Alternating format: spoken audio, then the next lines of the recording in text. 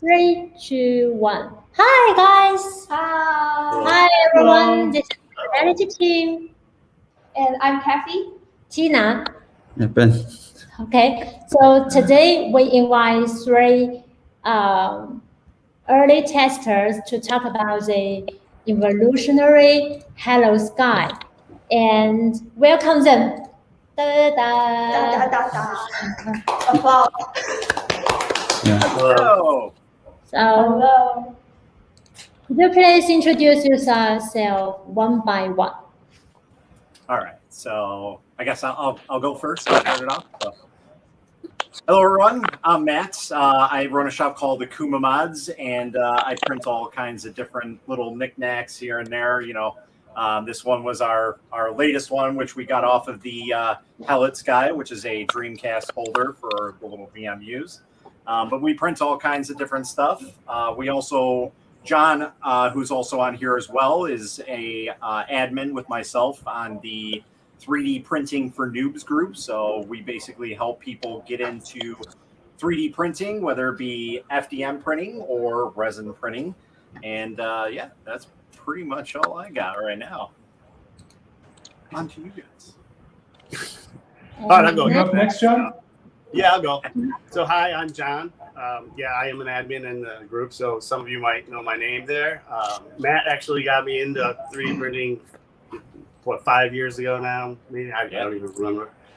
I started with the FDM like everybody, then moved on to Resin Printer. Sorry. Right now, I have kind of an assortment. I'm the kind of guy that likes to try all the different ones out and compare them, that kind of thing. So I've actually don't really have any of the same printers, but I do have quite a few. Matt does that to a huge extent. I'm kind of a smaller version of that. I don't have quite as many as he has. So on to you, Yasu. All right. My name's Yasu. I run a YouTube channel called Hiro Creations. I've been printing for the better part of, 6 years now? Oof, I feel old. I originally started out with FDM printing, where I did a lot of cosplay stuff, and I guess my claim to fame is 3D printing 2 full sets of Fallout power armor using the Creality CR10 and then later the CR10S5. More recently, I've started a miniatures print shop using resin printing called Liquid Artifacts, where I do cool stuff like this. I did the Halot-Sky. So, yeah. Thanks everyone. And so, do a free talk. Yeah, so To talk among ourselves. what's your guys' first thoughts on this thing? Mine is it's just solid industrial, kind of a step up, especially physical wise. You guys agree there? Yeah, a lot of quality of life improvements over pretty much all the other mono 8.9s that I've had my chance to work with and touch. Little things like you wouldn't even think that you needed them until you actually did them, like the handles on the VAT. Like I never even thought VAT handles. Like handles on the build plate, that makes sense, but VAT handles, that's awesome. Yeah. And the VAT cover, I mean, that's a pretty big print. I don't know if I have an FDM that I could print that on. I do. I don't know if everybody does. Yeah. So that's nice that it included that. That was a great little. That's a But good yeah, touch. those handles, I agree, man. Those handles. Hey, my buddy Edgetech is on. Oh, he's on. So my thoughts are pretty much the same. Definitely, like we were talking, John, a little while ago, and the Creality Halot-Sky is on a little bit different level. So like I have various printers. I have the Elegoo Saturn, I have the Frozen Sonic Mighty 4K. I also have the Epax E10 right here. And while those are really, really nice printers and they're your standard, I would say consumer type printers, printers that everybody kind of knows about. Obviously this one they're going to know about more because we're talking about it, but it kind of puts it on a different level with what it offers, with the T8 lead screw. Yeah, like technically, that's a ball screw. I've never seen on a resin printer before. It's a ball screw, isn't it? Yeah, it's a ball screw. That's you what I can was tell wondering. the difference between build qualities where not to bang on Epax or anything like that, but you can see like most of the parts are printed. or injection molded style, like the build plate or the vat or anything. Whereas this is all metal. Everything on here is pretty much all metal. It's like pulled out all the stops and kind of went going for it. So, And that seal, got a seal. yes, Yeah, that definitely helps there's with a nice little filtration. seal, so you can close it down. Love the seal. Plus, there's also little magnets on each side too. Yeah, that keep the seal close down. Mhm. So, which again, kind of like Yasu said, you don't Yeah. think about those things until they're there, and then you're like, wow, that's a nice little addition to it. Very So, nice. Yeah. just the little things kind of add up here. So, Yeah. It's definitely an improvement over every other resin printer that I have, mono or otherwise. It's like What yeah, kind so of I cure think you put times it have this you guys been getting off your resin prints? I'm sorry, I didn't hear you. What kind of cure times have you been getting off your resin prints? Like, how's it stacking up in terms of speed? Yeah, I mean they're right in line with most monos. Not like the eights. Remember, was really fast typically. This one, more in the upper ones and low twos primarily for the most part. So Yeah, nice so- and snappy. yeah, talking about that, I've been doing some stress test prints just to see how it came out, and this one was at about 2.2 seconds, and so that came out pretty good. I could probably go a little bit lower on it, but we're right in that sweet spot area. And then we had a different resin where we put it on. I think this one was 2.8 for this resin, which that was pretty much spot on for the resin that I was using, which was the EPAX hard resin. This one's off of the 3DRS resin. So, and this is their new hard stuff, which that's what this print is going on right now. It's kind of like Little Red Riding Hood with the wolf. So we got to get that taken off. And I was going to say that was illegal. I thought that looked like a League of Legends reference with one of their heroes. Yeah, kind of does. And that's what kind of like caught my eye. I was like, oh, that looks kind of cool. It looks familiar to me. So, but yeah, it's definitely a really, really nice printer. I mean, just printing it from the get-go, Creality had this file that they sent over, and I just kind of hit print. I didn't touch any of the settings or nothing like that, and it printed pretty well. So very little. Well, I'm jealous. You got a file. So I was actually very, very surprised that there wasn't a lot of support, divots, I guess you could call them. Yeah. Mm-hmm. So, yeah, very, very good. So Yeah, you didn't get a chance to print the cube one, right, Matt? Something happened when you first copied the file, and somehow you overwrote or deleted that cube test file that had like the 5 cube. That one had, that one was a decent little press print, but the supports were a little strong on it. So okay, the supports were a little bit strong on that one as well, but they were easily taken off with a little bit of wrestling, nothing major. I've had ones where they were like basically welded to the print, so it's not terrible, but I was like I said, very surprised at minimal scarring from the supports on that model. Nice. Yeah, it's always hard, I'm sure, for the manufacturers to include that pre-sliced file. There's so many different resins. They've got to basically try and make it work in as much as possible. So it's got to be. Yep. Oh, but Yasu, going back to your last comment about the times, I did notice my base times I'm putting a little higher, yet it comes off the plate like it's like butter, honestly. Like I just push it to the side and it slides right off. Are you guys seeing that? Yeah. How much higher are you running it at? I'm actually leaving it near some of the defaults on some of them, like up to 42. Yeah. 42. Geez, that's way high. Yeah, I like on Minister of Resin Durable, I'm running at about, I think, 20-second base cure times and 2.8 second layers. Yeah. That's on the Ministry of Resin stuff, right? Yeah, Durable. Yeah. And pretty much that's got me probably the most, let's see if I can get focus here, the most perfect XP2 validation print that one came out really good. I also got super crisp. I also got my best one ever off of this printer. My wife and kids both agreed. And they're sick of seeing those things, let me tell you. Yeah. It's worth it, though. You got to do it, because if you don't, you're just going to have stuff sticking to your vat, and Yeah. Oh yeah. you're going to have a bad day. Yeah, and I didn't mean to altogether. say that I'm having to put all the resins that high. I just had one particular piece that had a lot of pull force, so I put it real high, but it was still easy to get off. I was shocked. Yep. It seems like it's got a bigger range of like forgiveness almost. Yeah. In general, I have a feeling that's a function of the light source more than anything Yeah. else. That it's much gentler and much more even Yep. than the parallel rays. There's no hot spots.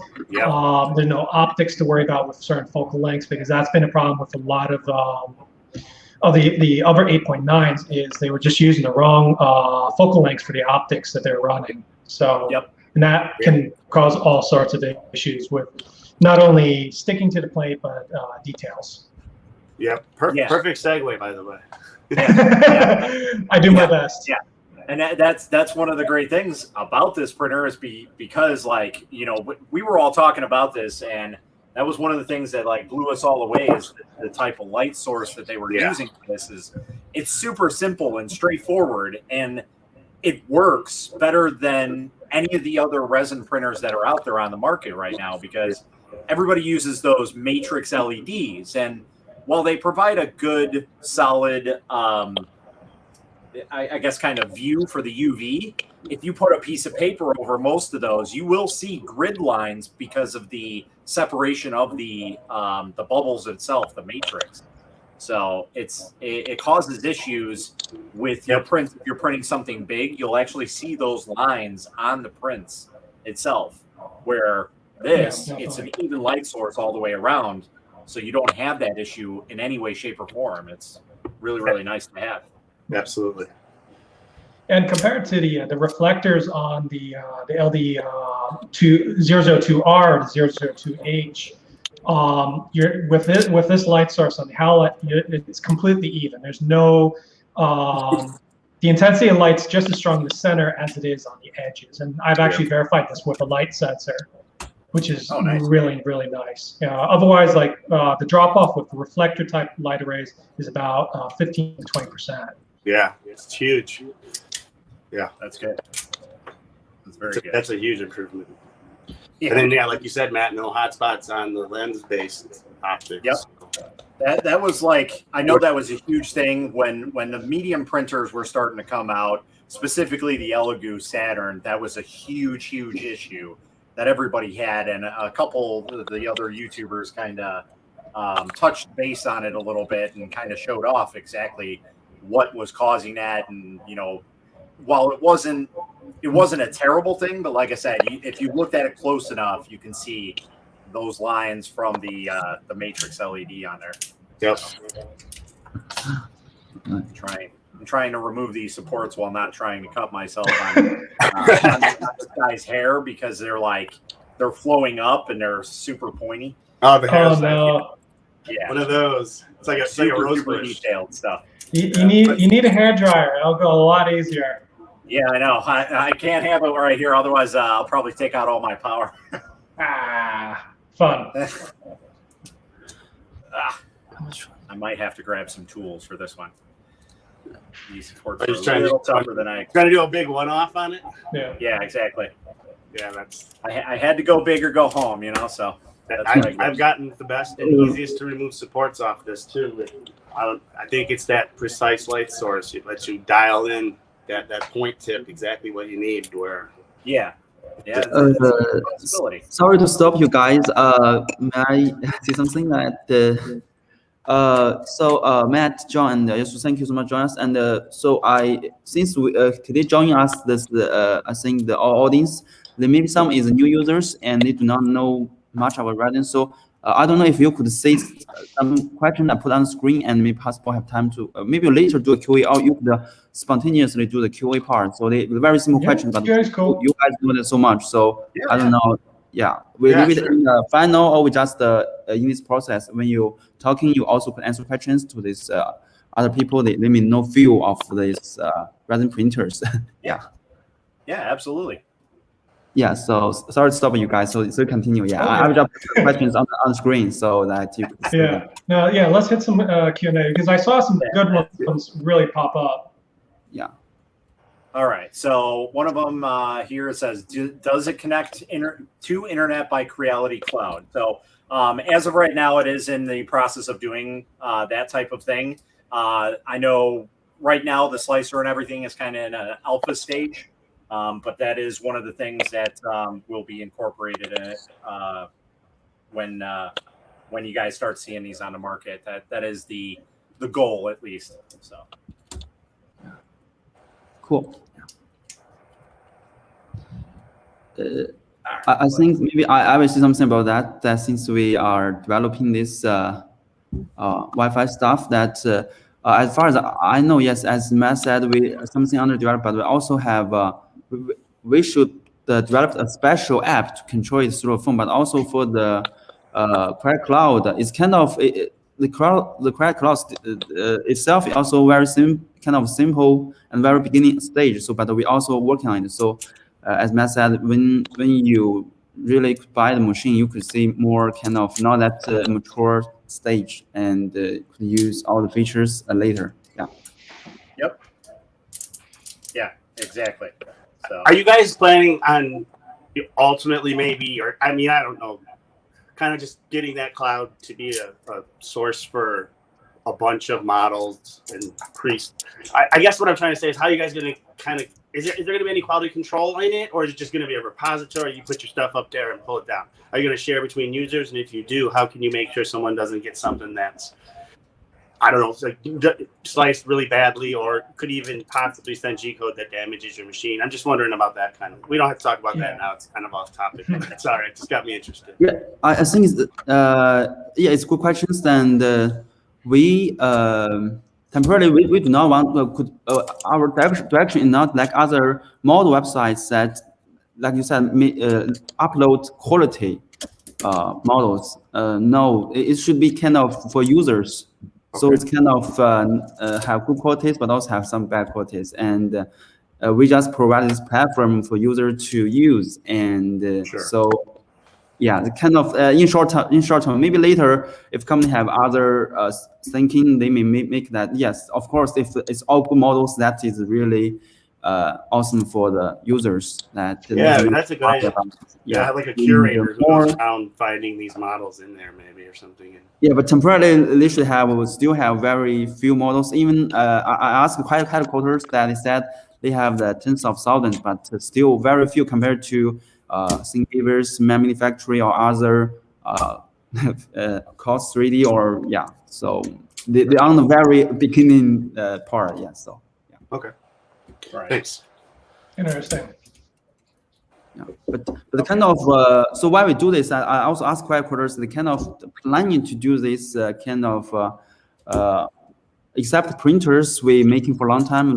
We also making the kind of before part and also the after part. So that's why we have the Wi-Fi box, the cloud thing. Yeah. Yeah, and also have this they also for the I don't know the slicer we build our own this kind of end to end that user experience won't build, but temporarily it's kind of in the very beginning side. So you may not feel that's perfect. Yeah. I was more curious. Yeah. However, I kind of agree. I'd rather have it just kind of be like a cloud-based storage for my models. That I would prefer that. So.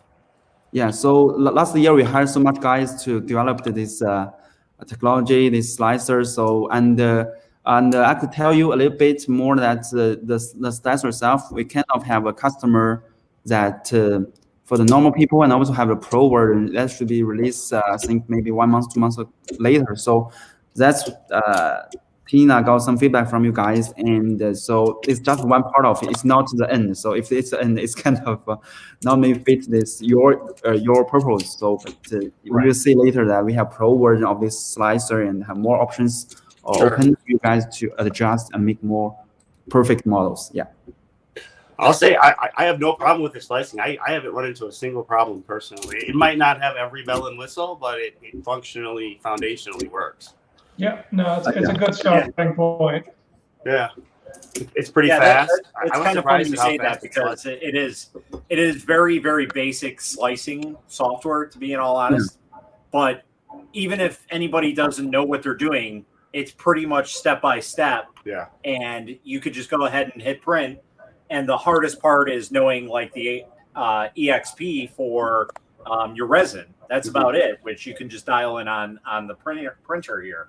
So in some ways, yeah, you know, it'd be nice to have all the bells and whistles, but as of right now, anybody can go and pick it up and start printing right away. So it's kind of nice. Okay, Matt. And that's the interesting thing is the workflow is a little bit different with the you setting the EXP and your retraction speeds on the printer itself as opposed to setting it in the slicer. That was something that threw me off at first, and then I realized, this is nice because then you're no longer like, say you slice with a wrong resin, it's a pain in the butt. You got to go back to the slicer, change your settings, reslice it, and then get it transferred back to the printer. Here, you just change it right on the fly, which that's actually a pretty cool touch. You know, you make a good point there, because then you can just keep your sliced files and then maybe a resin profile, basically push them together, and there you go. You're storing one sliced file instead of 1,000 of them. Pretty much. No, that's a good idea, yeah.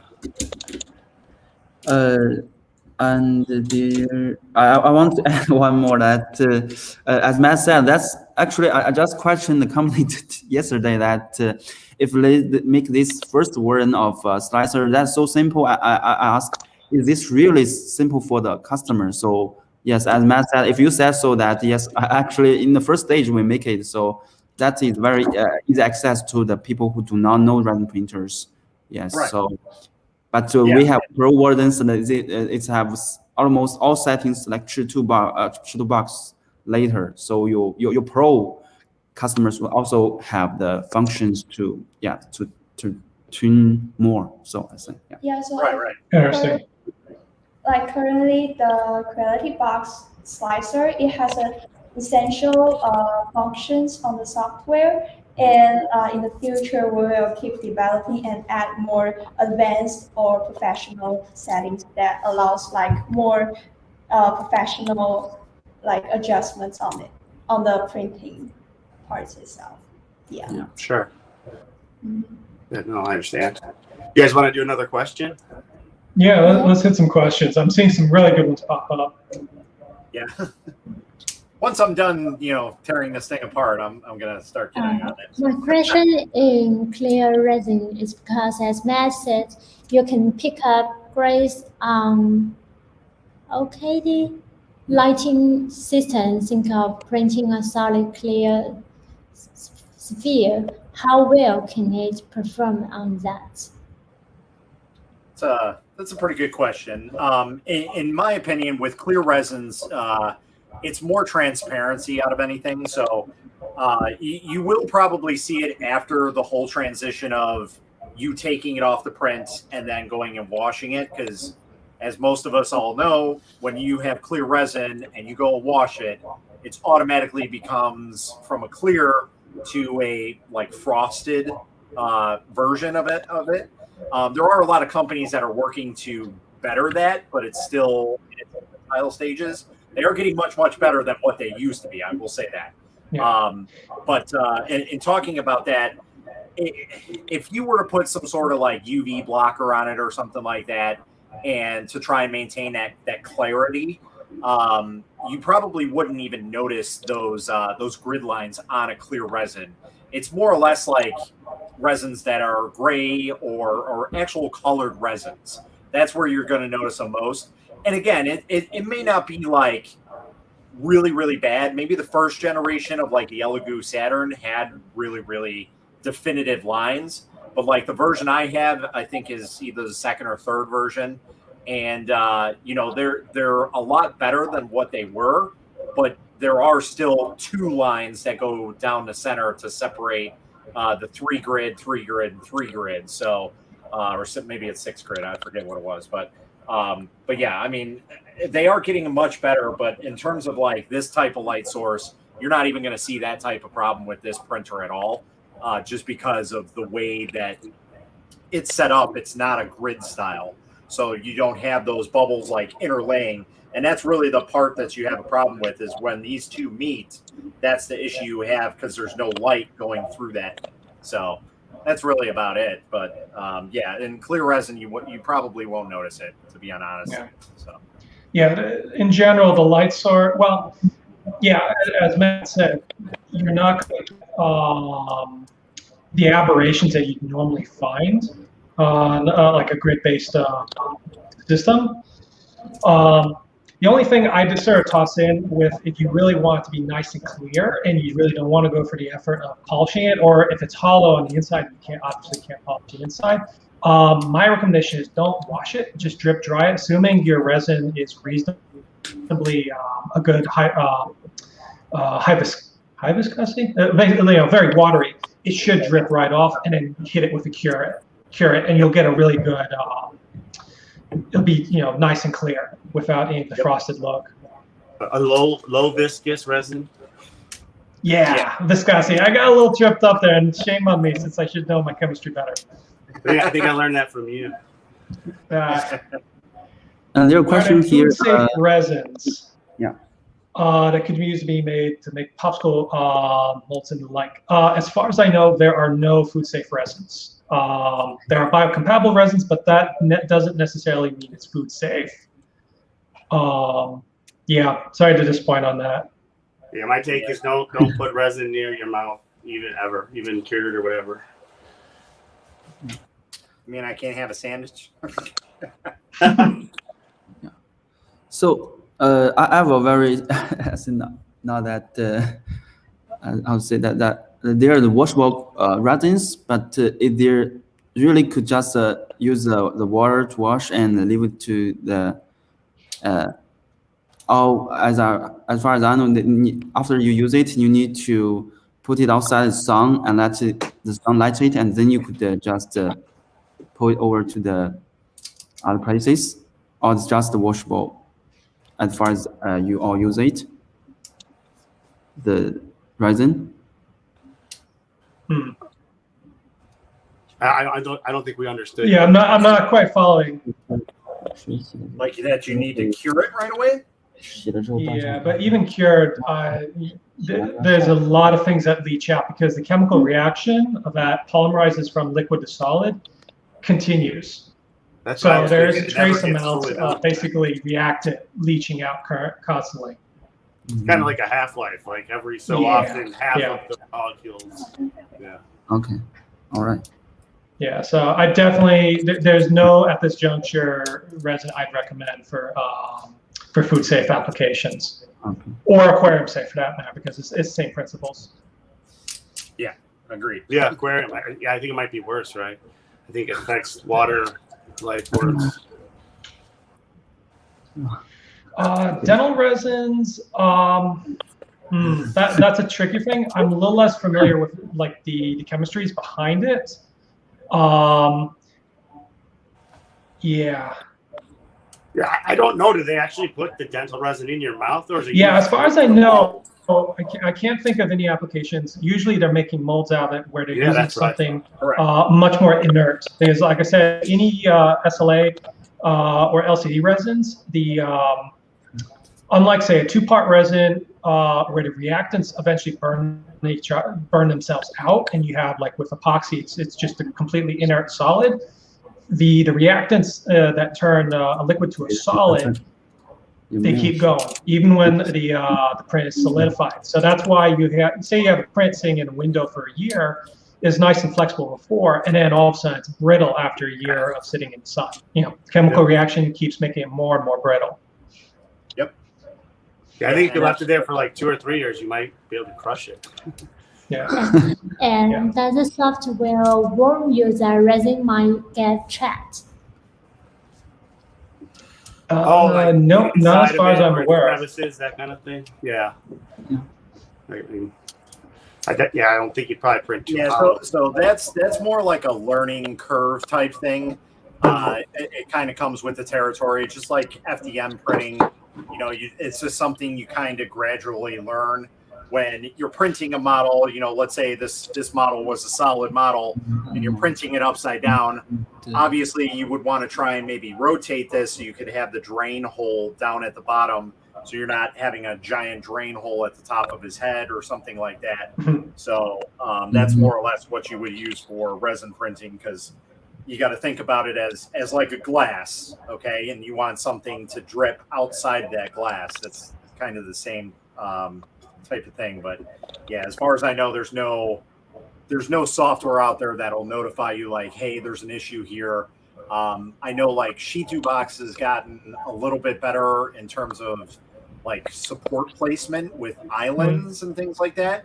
But again, it's still kind of in its infancy stages. It is much, much better than what it used to be, because you'd have to go through this program and that program, and then, okay, you can get it all set up, and then you go layer by layer. So it used to be a huge process. So it's much, much better now. But maybe at some day we will have that type of technology. But right now, nothing out there, unfortunately. Okay, how would you rate the heat capabilities on ABS-like resin versus FDM filament or PETG, leaving in a car and leaves a pool? So I can actually vouch for this, because I have actually printed stuff that I use in the car. And he lives in Vegas. Yes, and I live in Vegas, which is the ultimate torture test for 3D printed materials and heat.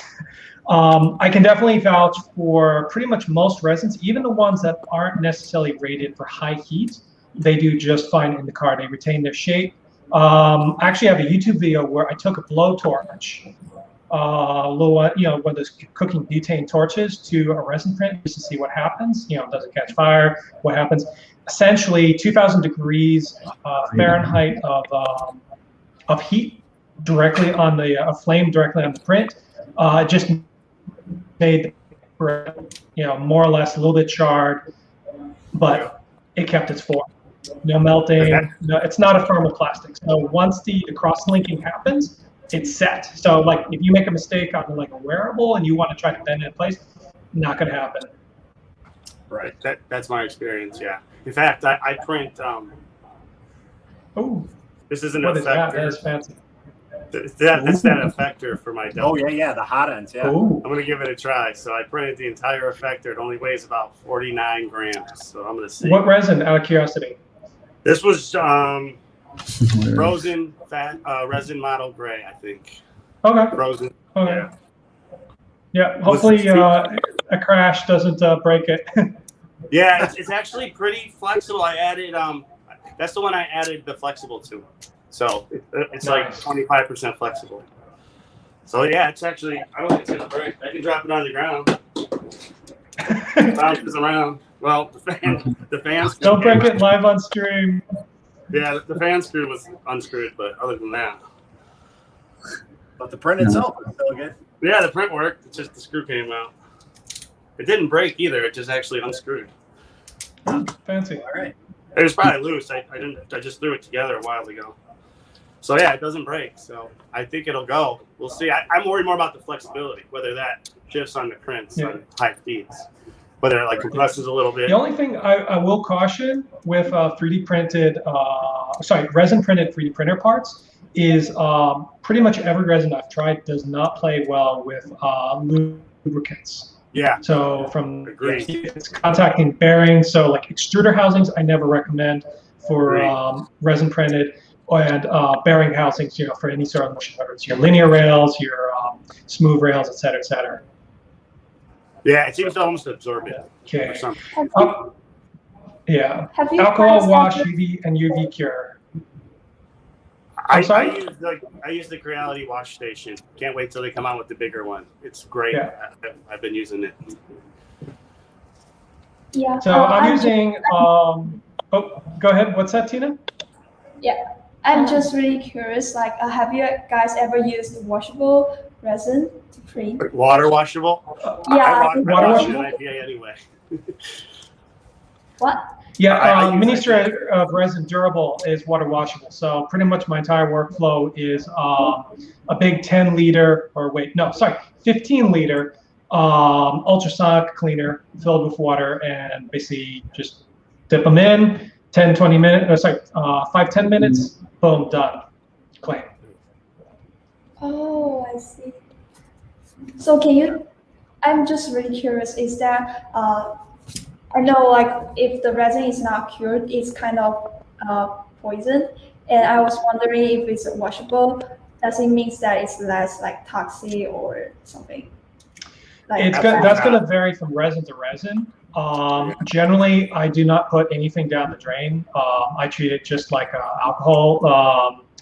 Alcohol washes, where basically you cure it, let the water evaporate off, or filter it and reclaim the water, and then whatever hardened resin that you have left on the bottom that you filtered out, that gets discarded as solid waste once I've ensured there's no uncured portions.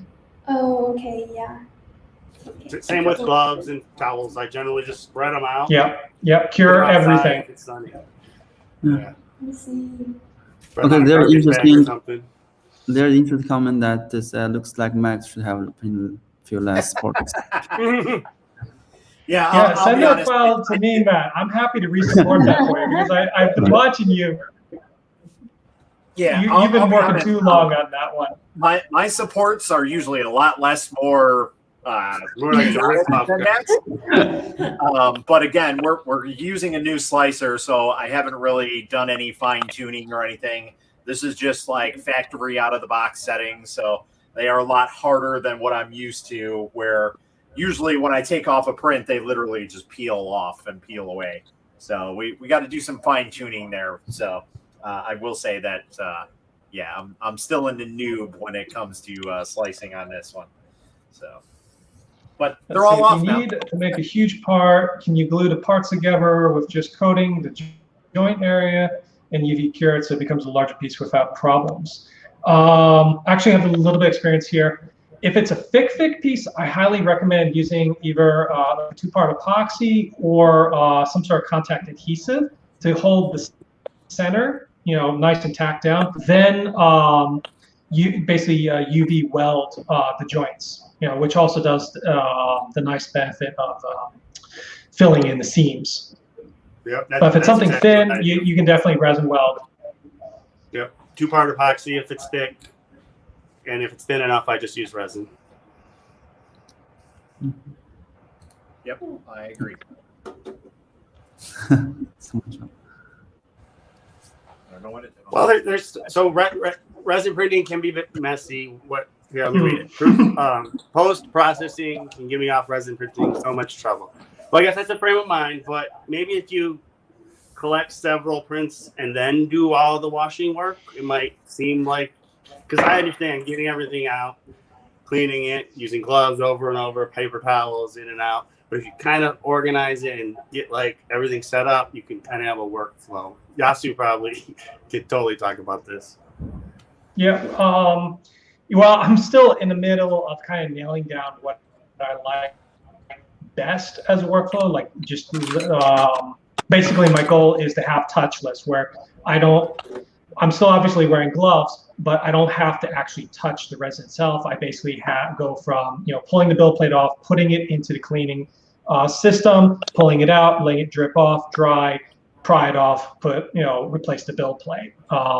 Still kind of working on that, and that's probably going to be definitely a video I do on YouTube in the near future. But in general, like the wash and cure stations is the least hassle way that I know of, especially if you're using alcohol wash resins to clean things without the mess. Yeah.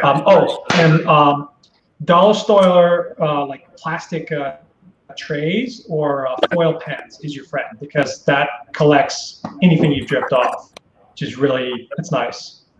Something like this, it might be hard to see, but you can yes, see it's right exactly that. Yeah, I have silicone mats over by mine, so Yeah, silicone's best. Yeah, because you can cure it there and just peel it right off. and it peels right off. It's Yep. super. Oh, you want me to hold it up again? Sorry, guys. nothing really sticks to it. So There you go. I'll hold it up for you again. Yes, that's one more gross. question. It's in, How hard are UV cured parts, and how do they compare to FDM? That's going to vary from resin to resin.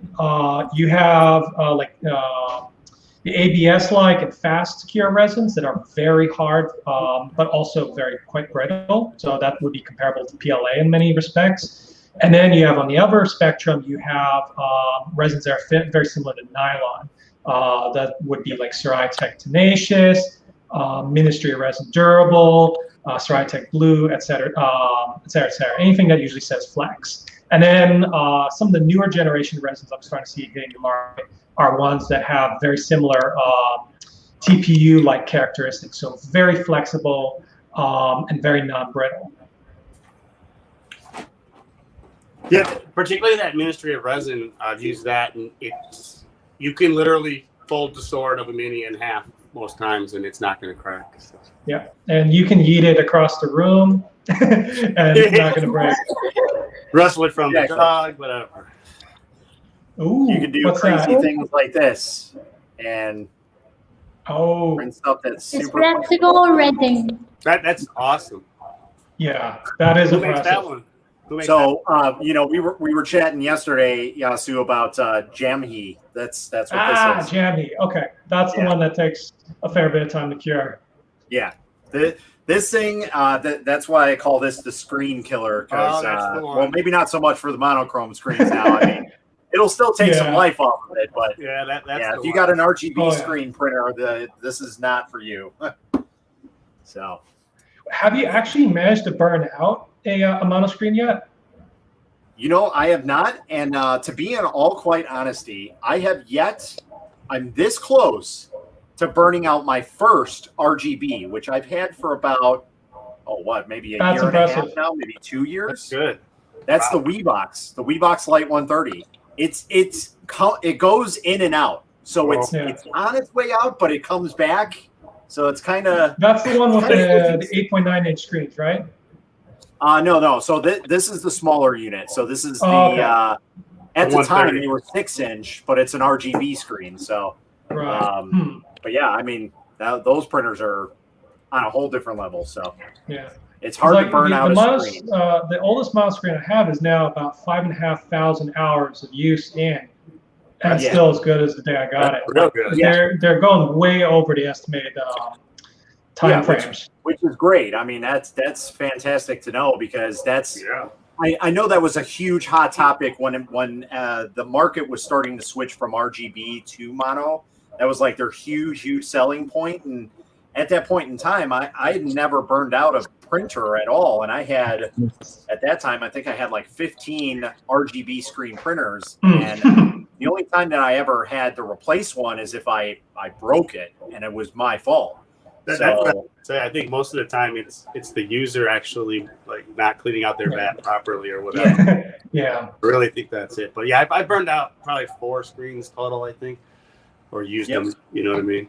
Those are rookie numbers. You got to pump those numbers up in this racket. I know. Yeah, exactly. Like that meme. I think I'm at 40 screens I've had to change. Just sheer use. Yeah. Oh wow. Mine were RGB though. I've never changed to mono. Those have all been lasting way longer than expected. They seem to even be a little more forgiving when you do maybe forget. Maybe I'm imagining things. I don't know. Just seems like I see less burnout everywhere. So. Yeah, I agree. Yeah, and like Yasu said, he's got over 4,000, 5,000 hours on one of them. That's impressive, man. That's pretty impressive. You tuck it in at night, make sure he's safe now. Pretty close. I'm starting to baby it because, like, I don't know how much longer it's going to last where it gives out, or what will actually cause it to give out. Like, I don't even know. Do we get black spots? Does it start to do the glitching and frame shearing? I don't know. I'm guessing the flashing or fading would be what it would probably do. But these new ones, there's no hot spots, so that might even make that happen less. 'Cause I would imagine the hot spots are where it would die out first. So I don't know. Yeah, and, you know, that's one thing that a lot of people don't think about. Like with the new printer out and the way that it's set up in terms of the light reflection, I guess, or bounces, however you want to call it.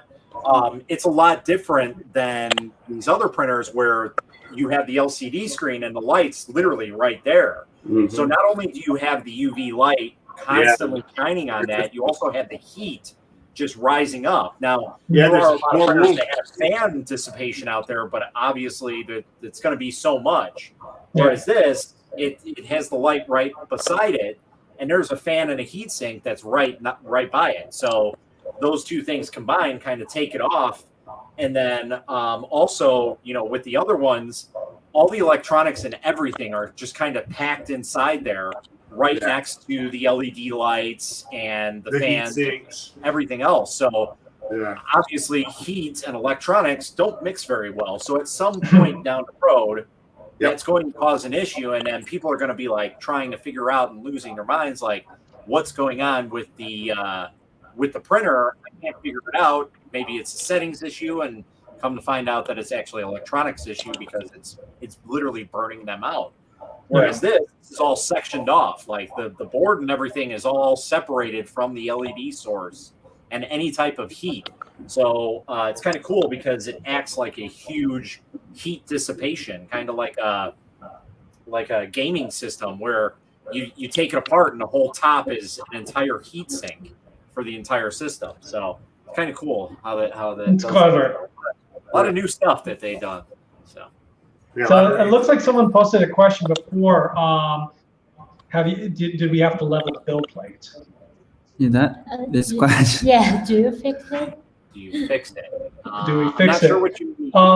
Yeah, I mean, in terms of leveling, I'll kind of just jump to the other one. It came a factory level, so this was actually the first printer if I did not have to level the bed. I just like hit print and go. It's super solid now. Yeah, I'm usually like that. Like no matter what, all these printers are factory leveled when you get them, and some of them are hit or miss. Some of them they'll print fine. Some of them do actually need some leveling.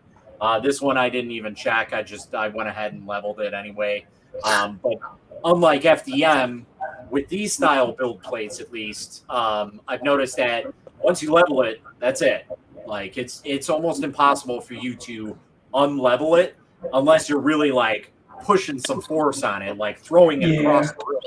And even you got bigger problems if you do that. I think even if you had a terrible failure and you're like, screw this, and threw it across the room, I really think that this type of build plate would be okay. Still being leveled at that point. It might be a little damaged, but I'm pretty sure it'll still be leveled. So the 4-point bed leveling system that's really a nice addition to resin printers, at least in my opinion.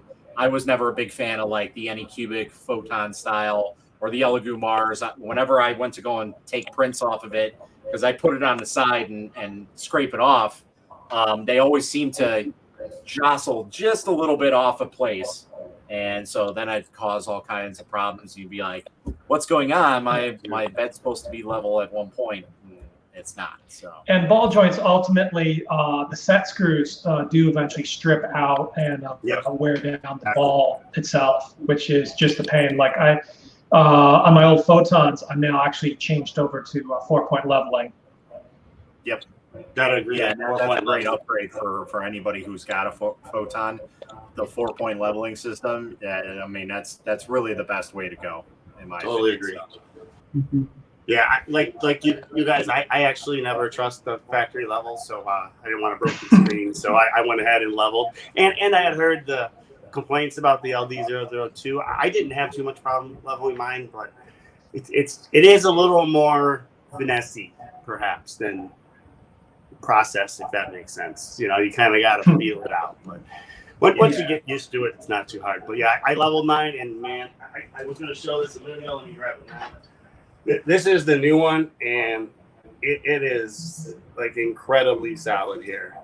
Like this thing ain't moving. Nope. It's a really, really good build plate.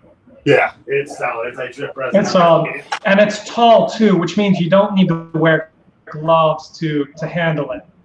Exactly. It's so far away from the resin. Because that's the sort of one of the few gripes I have with the LDR. The 002R and 002H is it's compacted, which obviously allows you to have more Z, but at the same time, more of it gets wet if you fill your vat capacity. The resin gets up in those leveling screws sometimes. It wicks up. It's wicking. So, Yeah. You guys sure do talk about Maker's machine for being a Creality. Well, hey, what can I say? I mean, the three of us have used several different types of printers. I mean, it's just kind of the nature of the beast. I Yeah. understand it's a reality talk show type of thing, but I mean, I don't want to be like, hey, this is this, and this. In my Yeah. opinion, I want to give you guys the experience of what I have through all of them and kind of do a comparison between it. But I mean, to be in all honesty, this printer in general is on a completely separated level when it comes to the medium printer market. So while I agree. it does It weighs the same like 50 way pounds. as like the Epax E10 right here, or my Sonic Mighty 4K and the Elegoo Saturn back there, they may print the same way, but when it comes down to it, the finer details will definitely be more on this one. So, Yeah. Does it have low resin indication or prevention? As far as I know, on mine it does not. No. There is one feature though that it does have, and maybe that's a future thing. I'm not sure. I haven't even asked. But it does have a auto refill. Yeah, So I saw that. Yeah. maybe that's a possible future thing. I don't know. Yeah. Did you talk about it, Dan? Yeah, we have further news. We'll introduce you all. Yeah, later. Soon. Sounds good. I'm looking forward to it. That's a good idea, especially for these big ones. But we will feedback to the company that yes, for the low resin indication or prevention. Yeah. If I don't know, since I'm not a tech guy, do you think this is building the hardware part or software part to indicate that? I'm not understand. I'm not following. I mean, yes, temporarily as you test did not have this function, but since I'm not a tech guy, so this will build in with hardware or in the software, so I can tell the detail to the Okay. team. Got it. Yeah. All right, I gotcha. Cool. But the VAT Yeah. does hold the leader. The two lines are nice on the VAT. Yeah, that is a nifty thing, is indicator levels, but that's more or less the standard now. So Yeah, that's the standard now. But I was more indicating a liter. You know, that's a lot. I don't Yeah. think my monitor You would holds a liter. think I think it's like that 7. is a standard, but again, not to knock on this printer, but here's the Epax E10 sitting right next to me, and there's no levels on it. All right. So I guess it's kind of, hey, we're going to throw it in there. We're not going to throw it in there. But I personally, I like that from the get-go. I think it was the LDR that had that first type of thing like that. Yeah. Yeah, and it had the step-ups, which was really, really cool because you could just sit there, fill your resin, and then you can just be like, all right, I'm good, or I'm maxed out. Like, this is it. Because I couldn't tell you how many times I've seen people with their Anycubic Photon or the Elegoo Mars, like literally right at the top, like just spilling over, or somebody spilling it over. You know, so there was a good market for that, and that's one of the nice things that has it. And like you said, John, you know, seeing that 1,000 right there is kind of nice too. So you could just basically take an entire bottle, throw it in there, and call it a day, and just keep. But on the other hand, you know, it's until like done. $50 line. I'm really curious, like if you pour the whole bottle into the vat, like how many prints can you print? Like what's the Yeah, so that's more or less going to vary from print to print, obviously. Like, you know, this print right here is basically, it's a solid print. So this is a pretty hefty print right here. And this was one of the test ones that you guys sent us, and I printed out. And I want to say that took around maybe 300 milliliters of resin, maybe a little bit more, maybe Sounds like about right. 350. So it's a pretty beefy print. Like if I chalk this at somebody, it's probably going to hurt them because it's not hollow in any way. It's a solid print. So for folks who want to do like 32 millimeter or 28 millimeter miniatures like these, I think about a liter. Again, it'll vary depending on the size of your model. I think I've gone anywhere between 150 to 200 miniatures out of it. No bases, just the miniatures themselves with a liter of resin. Oh, I see. So it actually does it vary from the different brands of the resin, or does like? No, it's more or less the same. Since the density of every resin is identical, 1.1. Yep. Oh, okay. So like, it doesn't really matter like what brand of the resin you're using. Yeah. No, yeah. Some resin might shrink or expand or whatever differently, but yeah, you get the same amount out of them. Oh, Nice. I mean, there might be a slight variation, 10 milliliters or something, but. So just to give you guys a reference, that's 12.7 ounces of resin right there. Nice. That's a solid unit. Yeah, that's pretty hefty. Can you pause a print and restart? I'll be honest, I haven't tried it on this printer, but that was usually the standard. Yeah, you can definitely pause the print. One thing I will note is it literally pauses it. It will not raise the print out of the vat. So you don't expect to be able to use it to check if the part's stuck or not. And then restarting, obviously, if you stop it, clear the plate. You don't want to restart it with stuff on the plate or in the vat. But yeah, all those functionalities are there. The only thing is it just won't, when you pause it, lift it like it would in others. Yeah, agreed. Thanks. And would you recommend putting an entire bottle of resin in the vat? yeah. There's no real harm in doing it. The only thing is it does, if you have to pick it up and drain it, say you have a fail and you need to drain it out, it gets very heavy very quickly, which again, those handles are nice. Yeah, because it's a liquid, the balance is a little hard to control sometimes. There's so much of it. Yep. So you really have to just kind of be careful. If you're okay and you think you're good printing and you're positive your stuff is dialed in and your supports are right and everything like that, and you know the print's going to go off good, then by all means you can just go ahead and dump the whole bottle in there and call it a day. But like Yasu said, if there's any type of failure or anything like that where you have to drain it, taking that a size of that vat and just kind of going like this and trying to pour it in, you might have a bad day. So you just gotta kind of gauge on how you feel about white knuckle big funnel. Oil funnels. Yeah, exactly. I mean, if you're a waitress or a waiter, you're already on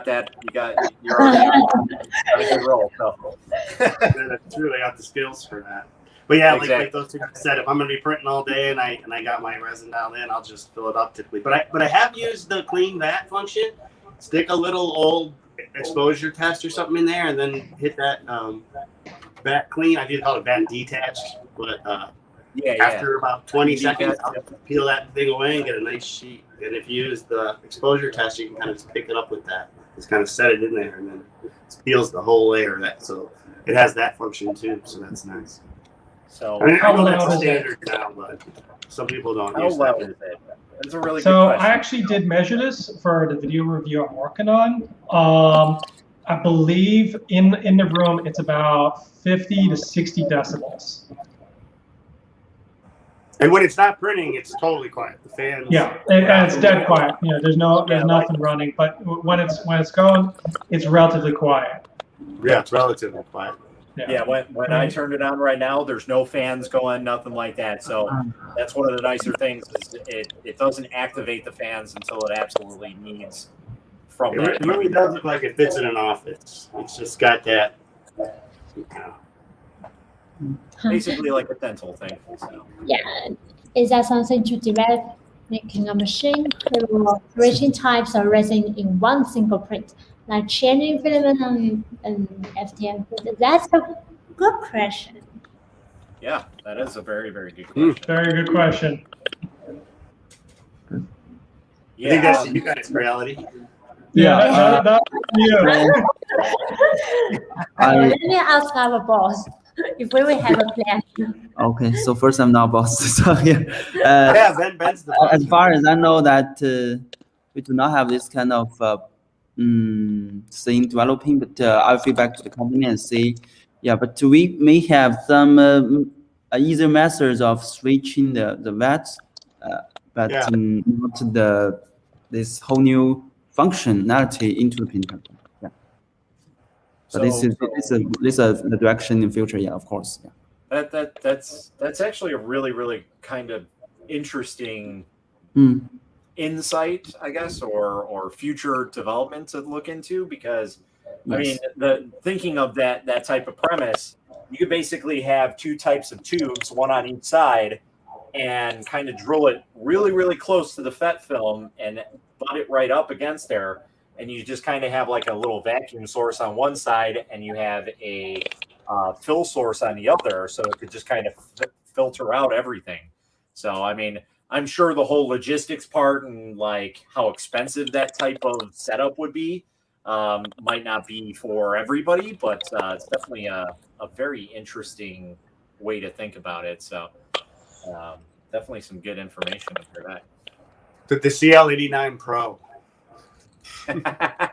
Yeah, that's a good name. Yeah. Exactly.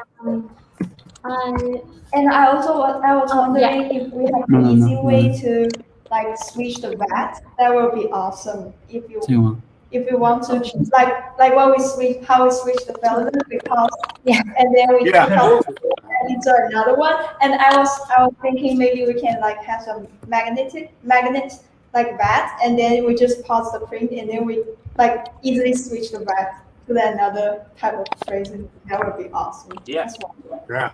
Yeah, and that's another good idea. I mean, you can have something that is what do they call it? It's like power magnetized. So when you add a current to Electromagnets. Electromagnets. yeah, electromagnetized. So I have One a thing full that might mess with the mechanics of the board. right. And so that was my other thought is like, okay, I know that was one of my things about with the flex plate systems and like if it's going to mess with the LCD screen or anything like that. So, yeah. And the second problem with electromagnets, if you have them active, the heat buildup is going to be massive because those things do eventually start generating heat. So, like most like electromagnetic locks, they only activate the electromagnet to hold the deadbolt and unlock the door. Right. Otherwise, it's always spring loaded and default locked. Gotcha. So, Yeah. it's definitely ways to do it. It's definitely comes down to complexity and cost. That's true. Agreed. Yeah, benefit of that. Yeah.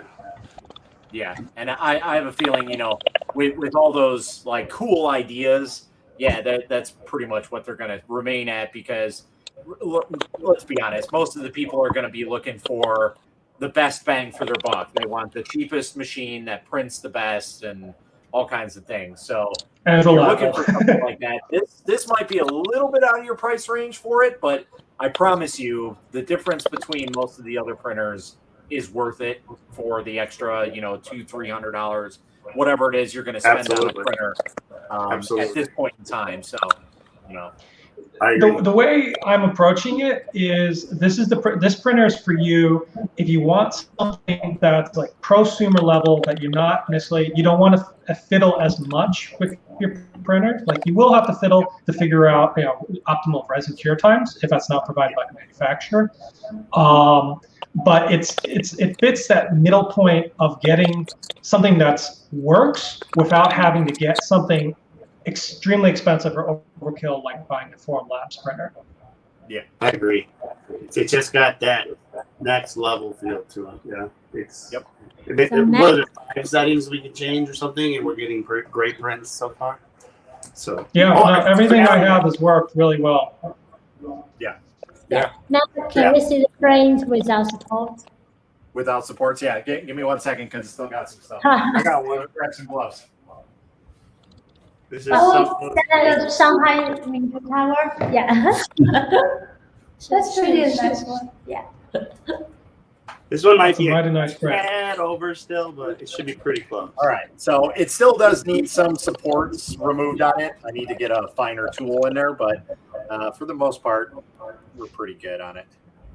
Oh yeah, that came out good. So you have the wolf protecting Little Red Riding Hood.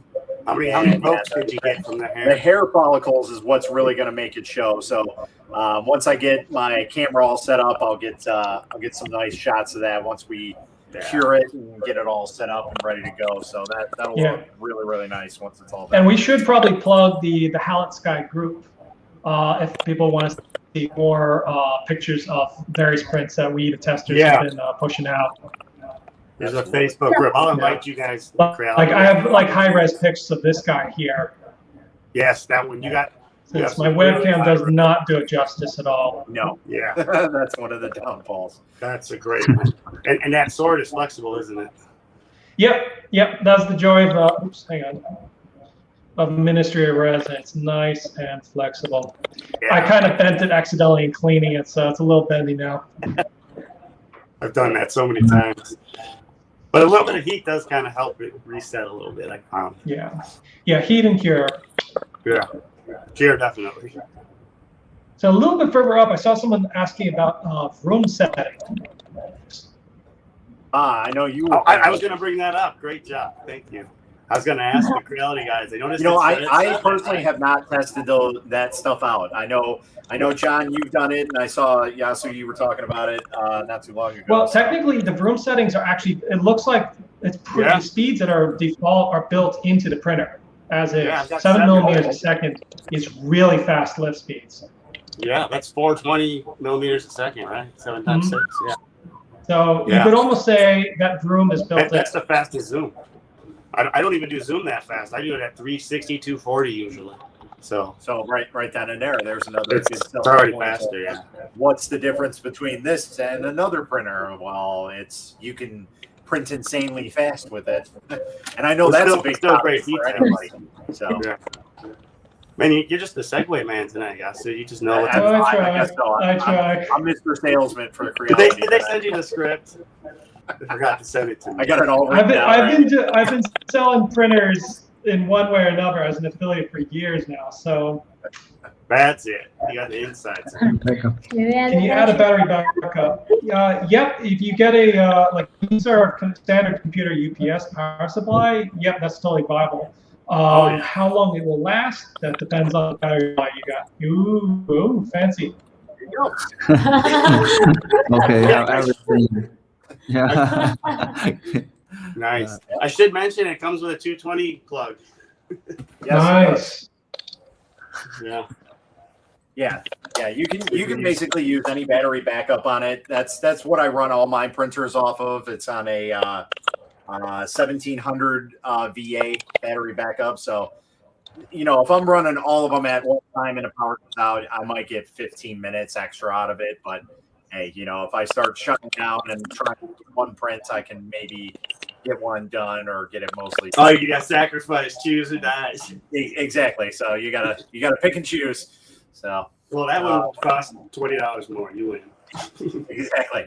What temperature range can the printer run at? So temperature range, if you're talking about like resins, like what it can print for temperature wise, I mean, it pretty much runs at a normal temperature. Like you want to keep resin at normal room temperature, because if you don't, then you're going to have issues printing with it. I've actually had quite a few people this past winter who got into resin printing and they're like pulling out their hair because they don't. The settings don't work. That nothing's working, and they're like, it was working fine in November, and now here's December, and I can't print anything. Well, first off, you're printing in your garage. It's negative 30 outside, and resin doesn't really do well under 60 degrees, Fahrenheit, basically. So, and that's if you're lucky. Like usually, like Ceratec and most of the resin, 70 degrees max. Or don't go below 70 degrees. Right. So it does vary, but I think 68 is what most of the resin bottles stayed on there. So yeah. I live in Chicago, so I mean, I have me and John live in Chicago, so we have similar weather to Canada at times. So we understand. I print in my basement, so I mean, I understand how cold it can get, and I try and keep it room temperature as much as I can. If I don't, then I'm going to come home to an icky mess for sure. So. Yeah, I'm lucky. I have a closet, and the heater vent happens to run underneath it, so it's a toasty 75, 80 all the time. There you go. Nice. All right, that one's now. If people do have issues like getting their printer to stay warm, one trick I've actually learned this winter is using the ceramic reptile heating pads, put it inside the enclosure. That is a safe way to keep the interior, the enclosure of your printer nice and toasty. Yeah. You know, I can keep it around 80 degrees, which is perfect for printing. I've heard that, so that does work. All right, cool. Yeah. And you know, touching on that subject, I have seen some people have like their DIY projects of like a miniature heater that you can attach on. I think it started in the photon groups. The photonisters, yeah. Yeah, it's a really cool thing. It's got a little digital temperature gauge, and you basically like piece it together and build it. It's not very hard from what I can see. It's been on my my plans to make one once I get free time, but to be in all honesty, I don't really need it. It's just more or less to show off and say, hey, if you guys are printing in a weathered environment that's less than normal temperature, this might be a good alternative for you. So not saying it'll 100% work, but it might yield a little better results than what you're currently getting. So that one's for you. Yeah, okay. Yeah, so I spoke of a flame-resistant or almost flame-resistant resin. How can you use resin accuracy for lost material casting? Not entirely sure what you're asking, but I'll just kind of touch onto it. Resins that are used for casting, where you burn out the resin completely, typically those are completely different formulation. Those tend to be more a waxy-like texture, so they burn. Those are combustible, obviously. Whereas non-investment casting resins, they're a lot more resistant to flames, and pretty much as far as I tested, really they don't catch fire unless it's very, very hot and the flame's intense. So I'm starting to do this. I'm going to cast some stuff in metal. I'm going to try and do some rings. And Yasu is exactly right. You buy the special resin in it, and then it has zero residue, they claim, so that there's nothing left when you're done. I think this stuff would have to leave something in there. But you can use this to make a mold in, say, plaster and then fill that up with something. But that's not lost, of course. Yeah, it's basically one part to another part to another part. Right, you just make a negative and then a positive and then positive, negative, and then I'll end up with positive. Which is better value in your opinion, a Halot-1 or a Halot-Sky? That really depends on your. Well, we've only tested the one or the Sky. Yeah. I mean, we all have the Sky, so obviously we're going to boast about that. But the Halot-1 looks like it's pretty much the same thing, just on a smaller scale. Yeah. 6-inch. That price is really nice. The introductory price. Right. And I was watching the live stream on that. It's a really, really nice printer. It's basically a upgraded version of the LDH in a way. That's what I figured. So yeah, I mean, but it boasts all the same stuff that this printer has, just in a smaller form factor. So really, you gotta depend on what's going on, and that's really the big question with everybody 3D printing, whether it be FDM or resin, whatever it is. The main thing that I always ask is, what is your budget? Because while you may budget for a resin printer of this size, let's say you have $1,000 that you could throw out there. This thing is $839, I think, right now on the Creality site. But obviously after that, it'll probably go up. That's just like the promo price.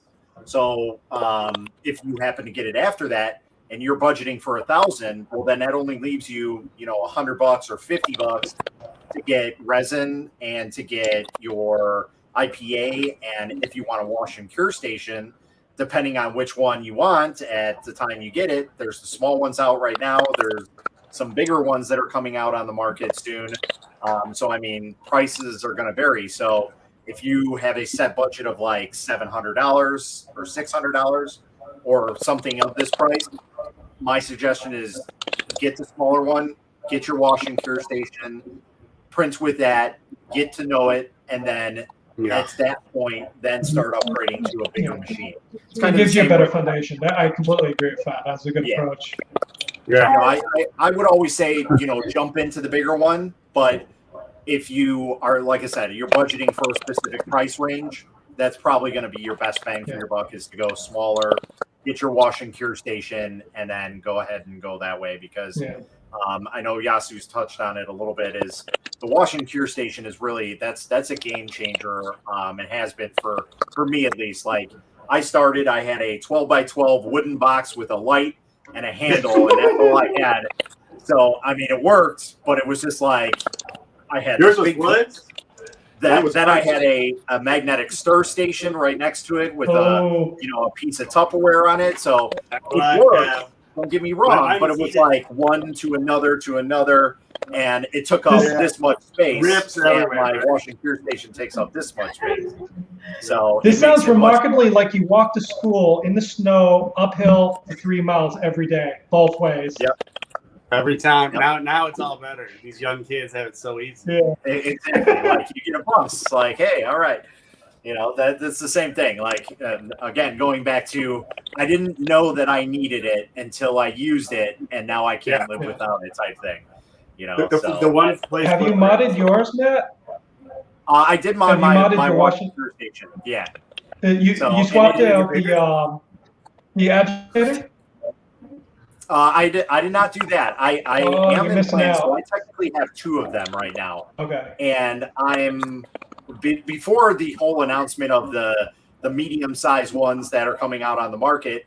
My process was going to be, I'm going to take these 2, modify them, put them together, and make one giant station and go that route. But with the new ones coming out, I'll have to see how those go and see what's going on. And it's still a thought in my head though to modify it pretty heavily. Yeah, I highly recommend changing the agitators because Really? some of the aftermarket ones that you get they're for PTFE lines, so they're not going to rust if you use water. Okay. Or anything that's not alcohol. And then secondly, you can get a much stronger vortex. Yeah, and that's these ferromagnets, right? Like who was it? Solvol came out with a new wash station, and it's got a nice size cup in it. But the issue is the agitation is just kind of lacking really on it. So, and that was one of the things where I was like, okay, I'd like to take a look at it, but it's kind of pointless for me because that is the biggest part of the washing system is that whole agitation. Like, you want a good medium of like full force and not so full force. And once actually, you get the Creality here, Matt, you have amazing washes, and you don't have to be washing it for long. So agree. I'll have to look into that. Yeah, and we don't want to occupy your time too much. And I think they want to get back to work. It's Thursday night for you, right? Yes. Yeah. And we will have a giveaway tonight. See that washing here? Woo. Giveaway for our viewers. So, Kathy, right? Please introduce the room to us. Okay, so this time we will give away 3 accessories. Yeah. And the root here takes a really, and we need to type Halot-Sky, and then on the screen we will screenshot the comments, and we will pick up the first one, the 5th one, and then the 6th one, and they will be the lucky guy to get this accessory giveaway. Yeah. So how about John and Yasu? Count down 3 seconds, and we will take picture. Wait, I'm sorry, I forgot what number did I say? The 3rd one. Write it down. You gotta write it down. The first one, the 3rd one, And then the 5th one. Okay, yeah, we can. Oh, jeez, this is going to go for good.